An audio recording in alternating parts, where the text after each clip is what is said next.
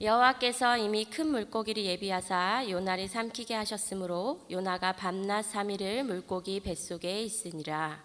요나가 물고기 뱃속에서 그의 하나님 여호와께 기도하여 이르되 내가 받은 고난으로 말미암아 여호와께 불러 아뢰었더니 주께서 내게 대답하셨고 내가 스올의 뱃속에서 부르짖었더니 주께서 내 음성을 들으셨나이다.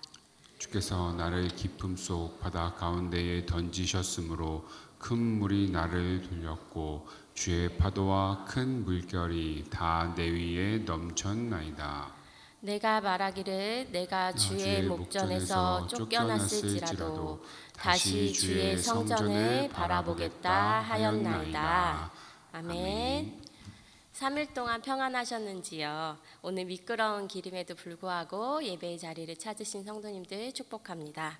서로에게 인사하시고 선포해 주셨으면 좋겠습니다. 제 인사법 기억하시죠? 옆에 분들에게 빛이 있으라 라고 선포해 주셨으면 좋겠습니다. 빛이 있으라. 네. 말씀에 비치신 예수님의 마음이 오늘 이 시간 우리 마음과 맞닿는 시간이 되었으면 좋겠습니다. 이미 잘 아시겠지만 요나서 1장을 말씀을 살짝 돌아보면 요나서 1장에서 요나에게 하나님의 말씀이 임하는 영광스러운 사건이 일어납니다. 그러나 요나는 그 말씀에 불순종하여 여호와의 얼굴을 피하여 도망하게 되죠. 그 당시 대선지자였던 요나가 하나님께 반항을 한 사건이었습니다. 그런 요나에게 마치 요나의 도망을 도와주기라도 하는 것처럼 다시스로 가는 배가 들어오게 되고 요나는 바로 그 배에 올라탑니다. 그런데 그 배가 타고 가는 중에 큰 바람과 폭풍으로 인하여 바다 가운데에서 그 배가 깨어지게 되었고 배 안에 있는 사람들이 이것이 누구 때문이냐 알아보기 위해 제비뽑기를 하였을 때 요나가 당첨이 되었습니다. 그래서 요나가 바다에 던져지게 되었고 요나는 바닷속에서 큰 물고기에게 잡아먹혀 물고기 뱃속에서 3일 밤낮을 보내게 됩니다. 물고기 뱃속에 음식이 들어가면요, 당연히 소화액이 나오고 소화 운동이 시작돼야 합니다. 그런데 지금 이 뱃속에서는 요나가 들어간 이 물고기의 뱃속에서는 소화를 위한 어떤 작용도 운동도 일어나고 있지 않습니다. 물고기 입장에서 살펴보면 물고기는 지금 산채로 요나를 삼켰습니다. 3일 동안 소화도 못 시키고 그냥 그대로 뱃속의 요나를 간직하고 있어야 하는 상황이 되었습니다. 원래부터 소화불량이 물고기였는지 아니면 하나님이 일시적으로 그리 하셨는지 잘 모르겠지만 물고기도 참 못할 짓인 것 같습니다. 얼마나 속이 더부룩했을까요? 그런데 우리는 여기서 하나님의 일하심을 발견하게 됩니다.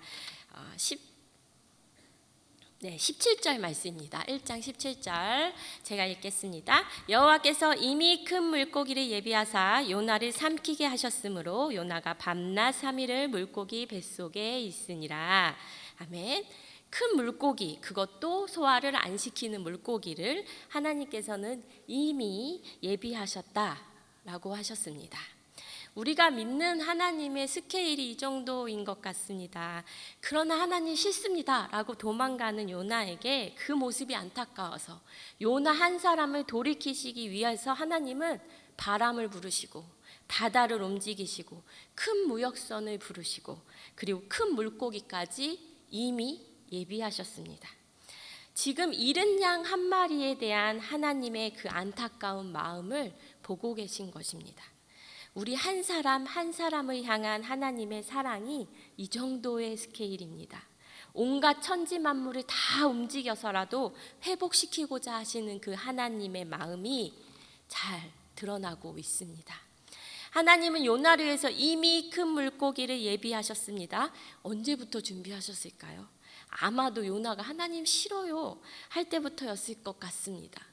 반항하고 멀어져가는 그 영혼을 향한 하나님 아버지의 마음이 이미 예비하셨다라는 표현에서 잘 나타나고 있습니다. 잃어버린 영혼을 향한 하나님의 마음이 잘 나타난 말씀이 우리가 잘 아는 그 돌아온 탕자 에서도 볼 수가 있습니다. 집을 나갔죠. 둘째가 재산의 반을 요구하면서 자신이 그렇게 집을 나가서 자신이 가진 돈을 흥청망청 다 써버리고서는 이제 헐벗고 굶주렸을 때 그 아들은 아버지를 떠올립니다. 아버지에게 내가 다시 돌아가서 아버지에게 종으로라도 써달라고 해야지 하면서 이 아들이 돌아가고자 합니다. 아버지와 아들이 만난 이 뭉클한 장면 한번 성경에서 찾아보실까요? 누가복음 15장 20절 말씀입니다. 함께 읽겠습니다. 시작. 이에 일어나서 아버지께로 돌아가니라. 아직도 거리가 먼데 아버지가 그를 보고 측은히 여겨 달려가 목을 안고 입을 맞추니. 아버지가요, 거리도 멀어요. 거리도 먼데 돌아오는 아들의 실루엣과 모습을 보고서는 먼저 발견하고 달려가서 아들을 품에 안습니다. 아버지는 돌아오는 아들이 오는 그 날짜와 시간을 과연 알고 있었을까요? 그런데 아버지는 아들을 돌아오는 것을 먼저 발견하고 뛰어갔습니다. 이것은 결코 우연이 아닙니다. 이 아버지는 오늘이라도 우리 아들이 돌아올까? 매일 그 자리에 나가서 아들이 집을 나간 이후에도 그 자리에 나가서 목을 빼고 아들이 돌아오는 것을 그 자리에서 지켜보고 있었습니다. 언제나 우리 아들이 돌아올까? 그 모습을 상상하면서 말이죠. 그렇게 아들이 돌아올 방향을 지켜보고 있다가 저 멀리 진짜 아들이 돌아오는 모습을 보았을 때 이 아버지는 반가움과 감격의 마음으로 먼저 아들을 발견하고 달려가서 품에 안습니다. 저와 성도님들을 향한 하나님 아버지의 사랑이 여기에 이렇게 구구절절하게 드러나고 있습니다. 비유에서도 등장하고 사랑한다고 하나님의 고백에서도 적혀 있고 요나에게 이미 예비된 큰 물고기를 사건에서도 하나님이 우리를 얼마나 사랑하시는지 드러납니다. 그 사랑을 우리는 피하려고 해도 피할 수 없고 모른 척 하려고 해도 모른 척 할 수가 없습니다. 하나님의 사랑 고백을 우리는 지금도 듣고 있습니다. 사실 성경이 쓰여진 이유도 인간과 소통하고자 하는 하나님의 의지셨고 하나님의 노력이셨습니다. 그리고 자신 몸을 낮춰서 스스로 인간이 되기까지 하셨습니다. 심지어 인간을 위해 자신의 생명까지 내어 던지신 분이 예수님이십니다. 그 사랑을 받은 우리가 할 수 있는 것은 내가 받은 사랑, 그 사랑 흘려보내는 것이라고 생각합니다. 요나에게 하나님께서 원하신 것은 요나가 받은 사랑 니느웨에 가서도 흘려보내라고 명령하셨습니다. 하나님께서 우리에게 원하시는 것도 같은 것이라고 생각합니다. 하나님의 사랑 고백을 듣지 못한 사람에게, 혹은 하나님의 사랑 고백을 들었지만 흘려 들은 사람에게, 사랑 고백을 들었으나 마음에 깨닫지 못한 사람에게 우리가 받은 그 구구절절한 사랑 가서 전하라고 우리에게 말씀하고 계십니다. 내가 받은 하나님의 사랑 내 안에만 담아두지 마시고 내 가족에게, 주변에게 흘려보내므로 넘치게 하는 성도님들 되시길 바랍니다. 사실 이 2장은요 요나의 기도로 채워져 있습니다. 요나의 기도 1, 2절만 먼저 살펴보겠습니다. 함께 읽겠습니다. 요나가 물고기 뱃속에서 그의 하나님 여호와께 기도하여 이르되 내가 받는 고난으로 말미암아 여호와께 불러 아뢰었더니 주께서 내게 대답하셨고 내가 수올의 뱃속에서 부르짖었더니 주께서 내 음성을 들으셨나이다. 아멘. 요나서 2장이 다 요나의 기도의 내용입니다. 한 사람의 기도가 참 길게 적혀져 있죠. 요나가 4장이 있습니다. 그 중에서 한 장 분량을 기도가 차지하고 있습니다. 저는 성경을 읽을 때요 반복해서 나오거나 분량이 많이 나오거나 하는 말씀을 좀 더 유익 있게 살펴봅니다. 왜냐하면 하나님께서 우리에게 말씀하신 건데 얼마나 강조하고 싶었으면 이렇게 반복해서 얘기하시고 이렇게 자주 얘기하시고 길게 얘기하실까 싶어서 더 잘 살펴봅니다. 사실 요나가 하나님의 얼굴을 피하여 도망갈 때 기도할 기회가 많이 있었습니다. 그런데 요나는 하나님께 기도하지 않았습니다. 다시스로 도망하는 중에도 배의 바닥으로 내려갔을 때에도 바람과 폭풍이 막 일어났을 때에도 제비에 뽑혔을 때도 분명 회개기도하고 돌이킬 기회가 많이 있었음에도 불구하고 요나는 그렇게 하지 않았습니다. 제가 처음에 요나서를 읽을 때는 요나 이 사람 왜 그럴까? 자기가 잘못한 걸 진정 모르는 건가? 왜 돌이키지 않을까? 왜 회개하지 않을까? 이런 생각들을 좀 갖고서 읽었었습니다. 그런데 이번에 말씀을 준비하면서 조금 다른 면이 보였습니다. 인간은요, 거울과 같아서요, 하나님의 빛의 모습을 쬐어서 그 빛을 전달하거나 하나님의 받은 사랑을 그대로 흘려보내는 통로와 같은 존재입니다. 그런 인간이 하나님을 떠나면 빛을 받지 못해 어둠에 휩싸이게 되고 더 어둠 가운데로 들어가게 됩니다. 요나가 처음 하나님의 얼굴을 피하려고 작정하고 일어나서 다시스로 도망하려고 요바로 내려갑니다. 그리고 마침 다시스로 가는 배를 타서는 그 배에서 배의 밑층으로 내려갑니다. 큰 폭풍을 만났습니다. 제비뽑기에 당첨된 요나는 이제 바닷속에 던져서 바다 밑으로 내려갑니다. 그리고 지금 스스로 어쩌할 수 없는 가장 밑바닥이라고 볼 수 있는 물고기의 뱃속까지 내려갔습니다. 하나님을 피하려고 요나는 내려가고 또 내려갑니다. 내려가고 내려갈수록 요나는 하나님의 얼굴을 피해서 멀어지면 멀어질수록 기도할 수 없었습니다. 왜냐하면 기도는 하나님과 얼굴을 마주보고 하나님과 대화하는 것이기 때문에 그렇습니다. 요나는 하나님 앞에 섰을 때 자신이 생각이, 자신의 마음이, 자신의 어두움이 다 드러날까 봐 두려웠을지도 모릅니다.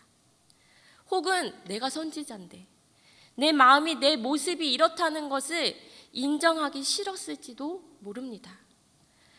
혹은 기도하면 하나님의 마음을 품게 될까 봐, 하나님 생각이 깨달아져서 자신의 생각이, 마음이 꺾일까 봐 일부러 멀어졌을 수도 있습니다.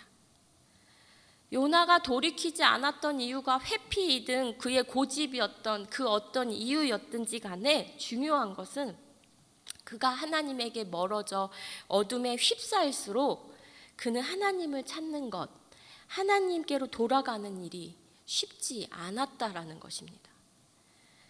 예를 들어 우리가 환한 방에 있다가 어두운 방으로 들어가면 순간 빛의 잔상들로 아무것도 보이지 않습니다. 그러다 어느 정도 시간이 지나면 눈이 어둠에 익숙해져서 그 안에서도 익숙하게 지내게 됩니다. 하나님을 떠나는 것도 그런 것 같습니다. 우리 주변에 종종 보게 되는 것이 중고등학교, 주일학교 때 열심히 신앙생활 하다가 대학생이 돼서 도시의 화려함을 맛보고 한두 번 주일에 빠졌을 때 죄책감을 가지죠. 그러나 처음에는 죄책감이 느껴지지만 여러 번 빠지게 되면 그대로 쭉 미끄러지는 모습을 보게 됩니다.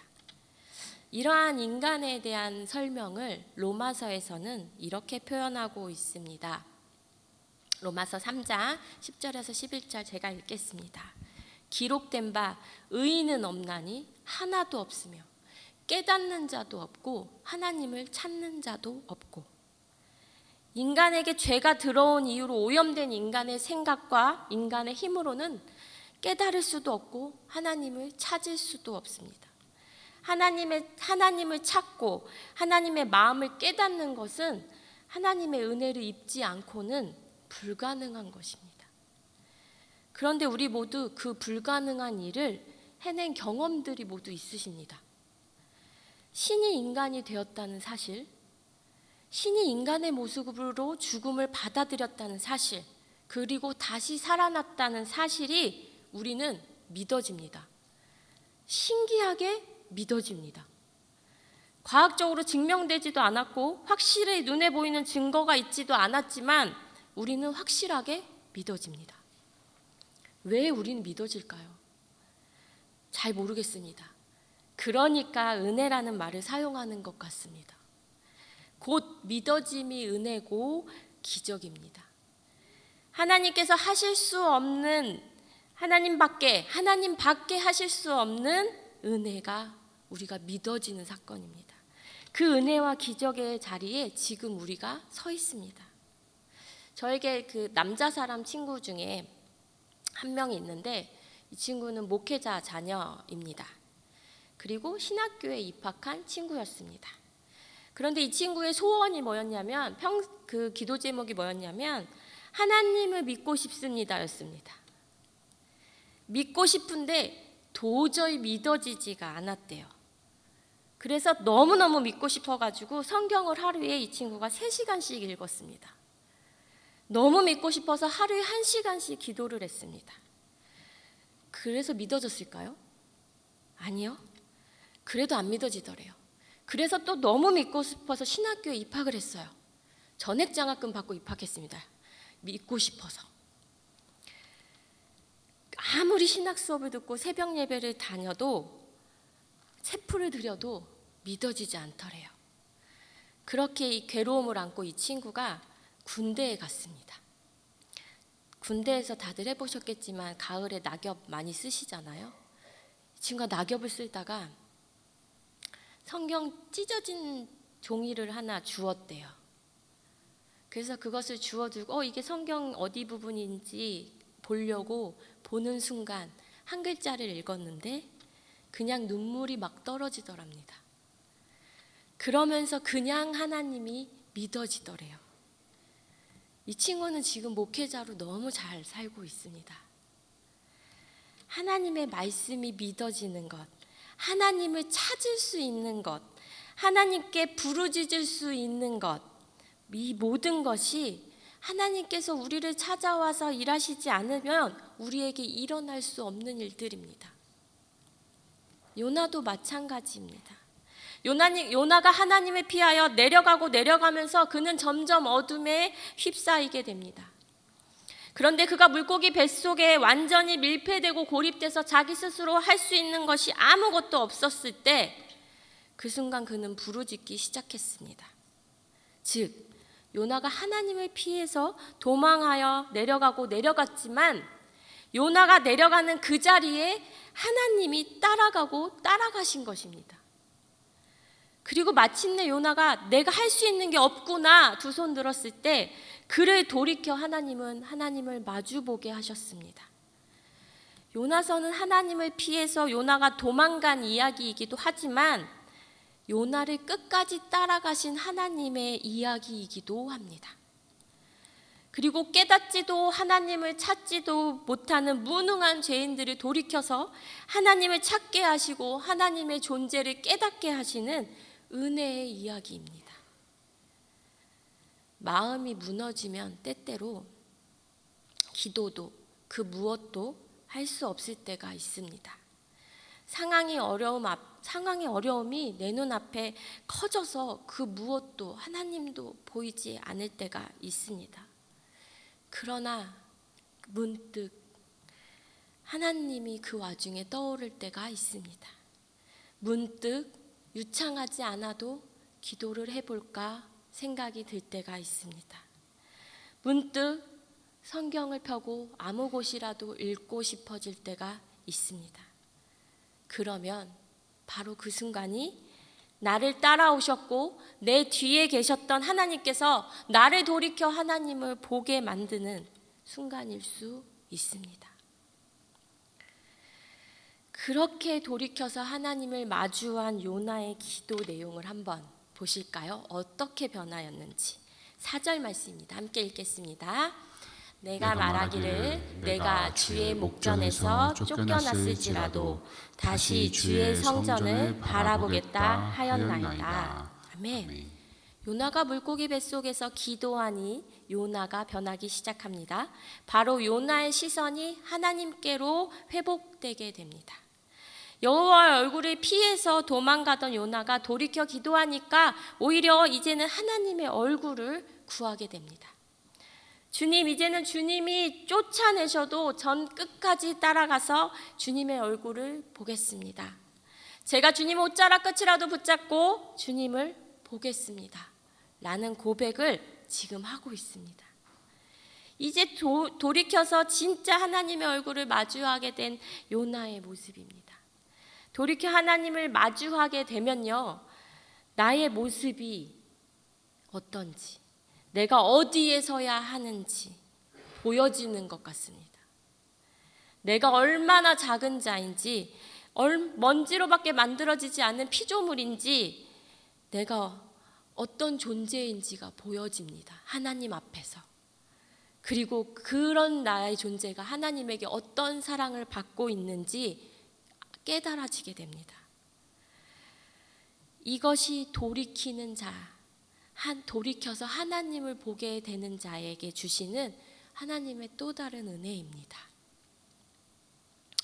그리고 그 돌이키는 사람에게 주시는 은혜가 또 하나 있습니다. 9절 10절입니다. 함께 읽어볼까요? 읽겠습니다. 시작. 나는 감사하는 목소리로 주께 제사를 드리며 나의 서원을 주께 갚겠나이다. 구원은 여호와께 속하였나이다 하니라. 여호와께서 그 물고기에게 말씀하시매 요나를 육지에 토하니라. 아멘. 오늘 요나서 2장 요나의 기도에 제 개인적으로 최고 포인트는 이 부분이라고 생각을 합니다. 요나의 입에서 이런 고백이 나오고 있습니다. 구원은 하나님께 속하였습니다. 요나는 기도 끝에 깨달았습니다. 구원은 하나님께 있습니다. 일은 내가 하지만 이 사역의 결과는 하나님께서 책임지시고 하나님께서 작정하시고 계획하신 대로 이루어집니다. 나는 그저 도구로 사용되어질 뿐입니다. 이렇게 요나가 하나님의 절대적인 주권과 일하심을 인정하는 순간 물고기의 입이 열리게 되고 여호와의 말씀이 두 번째로 요나에게 임하게 됩니다. 요나가 하나님의 주권을 인정하고 구원이 하나님께 있다는 것을 인정하고 고백한 것처럼 이렇게 돌이키는 자에게 주시는 진정한 은혜는 깨달음이 있다라는 것입니다. 구원이 하나님께 있다는 것을 요나가 몰랐을까요? 아니요, 모르던 사실이 아니었습니다. 원래 알고 있던 사실입니다. 그런데 기도 끝에 요나는 그 머릿속에 있었던 지식이 그의 마음 안에 새겨지고 온몸으로 온 마음으로 이 말씀이 그냥 알게 되는 거예요. 저는 이것을 아이들한테 어떻게 이해하기 쉽게 설명할까 하다가 아하 포인트라고 알려주었습니다. 바울이요, 사울이었을 적에 그의 머릿속에 구세주, 메시아 이런 지식이 얼마나 많이 있었겠어요. 그러나 그렇게 구약과 율법에 능통한 사울이었지만 진짜 메시아를 봤을 때 보지 못했거든요. 바로 바울의 머릿속에 진리와 진실이 이미 있었지만 그는 그 진리와 진실이 머릿속에 갇혀 있어서 나오지 못했던 거죠. 그런데 이 사울이 다메섹 도상에서 예수님을 만나고 예수님의 목소리를 들은 바울의 머릿속에 내가 알던 그 메시아가 바로 이분이시구나, 이 예수님이시구나 깨달아집니다. 이 깨달음을 얻은 바울은요, 하나님의 말씀이 곧 그의 삶 자체가 되었습니다. 말씀이 그의 삶에 보여지게 되었습니다. 말씀이 우리의 삶 속에서 깨달아져야 골수를 찔러 쪼개듯이 내 생각이 바뀌고 내 삶 전체가 바뀌는 역사가 일어납니다. 깨닫는 것이 꼭 새로운 것을 알아야지만 그 의미만을 말하는 것은 아닙니다. 이 말씀이 문자가 아니라 삶이 되게 해달라고. 이 글이 무미건조한 글이 아니라 하나님의 마음이 느껴지는 음성이 되게 해달라고. 그 기도하는 마음으로 말씀을 읽으실 때 깨달음이 여러분에게 임했으면 좋겠습니다. 제가 아이를 키우면서 계속해서 드는 생각이 하나 있습니다. 아이의 건강도, 관계도, 인성도 너무 중요한 기도 제목들이 많이 있지만 무엇보다 이 아이를 위해서 제가 해야 할 기도는 저는 딱 하나라고 생각했습니다. 하나님의 존재하심을 이 아이가 스스로 깨달을 수 있게 하여 주시옵소서. 하나님의 사랑과 그 구원의 말씀이 이 아이의 골수를 찔러 쪼개서 그 삶을 흔들어 주시옵소서. 저는 이게 가장 중요한 기도 제목이라고 생각했습니다. 말씀이 나를 흔들어 그 말씀이 나에게 새겨지고 심겨져 말씀이 나의 삶에 녹아날 수 있기를.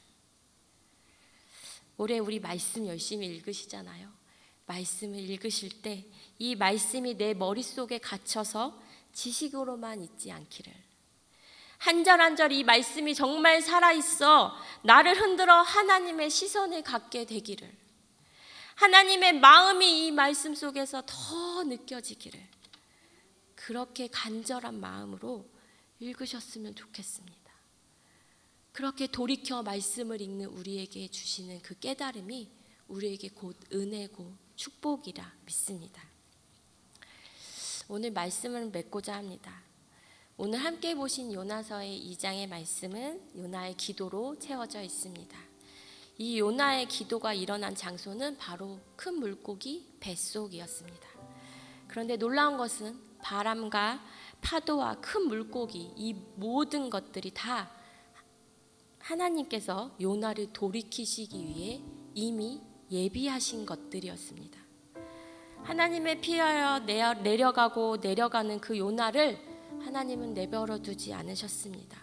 포기하지 않으시고 따라가고 끝까지 따라가서 결국엔 요나를 돌이켜 하나님 얼굴을 다시 볼 수 있게 하셨습니다. 이 모든 것은 요나를 사랑하시는 하나님의 사랑의 방법이자 사랑의 고백이었고, 이것을 보면서 우리 역시 사랑하신다 하시는 하나님의 마음을 발견할 수 있었습니다.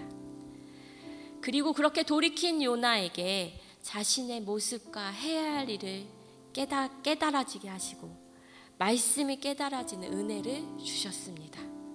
우리도 올해 말씀 대할 때 하나님의 마음이 더 깨달아지는 은혜가 있기를 소망합니다. 그리하여 살아있는 말씀을 보여주는 우리의 삶이 되기를 간절히 소망합니다.